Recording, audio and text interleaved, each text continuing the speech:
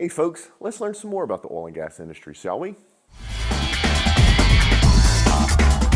Okay, I know. I've been hearing it for a couple of weeks now. We are very late in doing our monthly email show. In fact, we're so late that we're doing the September emails in November. My apologies, we've just been so busy. But let's get right to it, shall we? All right, first one. We have just sold to our first energy client, and it was a very large deal for us. What should we be thinking about as we go after more business like this? All right, first thing is, it's not energy, it's oil and gas.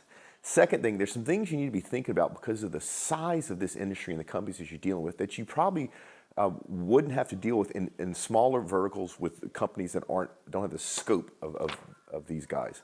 So one of the things is, in future deals, should you even pursue the deal? You know, you can spend a lot of time and resources to do a deal that's low or no margin. And it also could be that you're responding to requests for quotes or requests for proposals, and you don't have any chance of getting the business. So just deciding whether you should even go after those future deals is something you need to think about. Next thing is you need to understand where you're positioned within the organization. Most of the large oil and gas companies have multiple business units, and usually you're selling to that business unit, not to the company, and you need to understand that. You also need to understand where you fit in politically.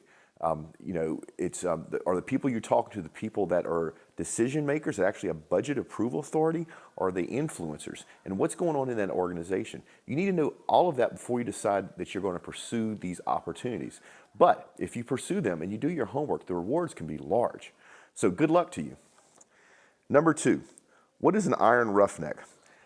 An iron roughneck is an automated piece of equipment that attaches drill stem together, basically screws them together. It used to be a very manual process, literally using chains and wrenches, and years ago a lot of people got hurt. Now it's automated. But the thing that's kind of cute about it is newbies to the oil and gas industry on a rig are still called a roughneck because of that long-term association. All right, number three. How do I respond when a prospect rejects my request to have a 20-minute call or meeting? I just need 20 minutes to show them how I can help save them time and money.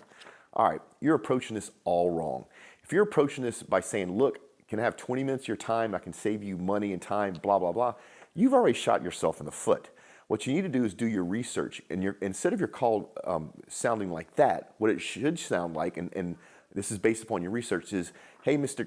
Client, I understand you're having a problem with say, safety issues, or Mr. Client, I understand that you're having a problem with operational efficiency, or understand you have a problem with your choke valves. Whatever it is, you start the conversation off with a problem that they actually have, and they're going to listen to you. And then the rest is up to you. But that's what you need to change in this. Number four, what marketing mistakes do you see a lot of companies doing when they're trying to sell into the big oil and gas companies? Probably number one is they're talking to the wrong audience. This industry is so huge and there's so many different segments in it that even though you get a room full of people that are in oil and gas, they may have nothing to do with what your product or service does.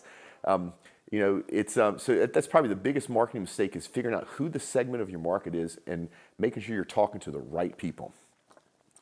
Number five, your home state of Texas is in the news a lot about all the oil it's producing. Can you explain that in layman's terms? The easiest way to explain it is by the end of this year, Texas will surpass Venezuela, Kuwait, and Iraq in oil production. Think about that. One state in the U.S.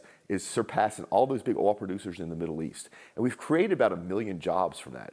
So, you know, I'm proud of Texas and I'm proud of what we've accomplished. And the rest of the country could accomplish parts of this as well if they just get their hats on straight politically and environmentally and understand that the fracking process inherently isn't a bad thing. We've done it well here in Texas, and we're benefiting from it. Some other states have benefited from it. It would be great if the rest of the country would benefit from this.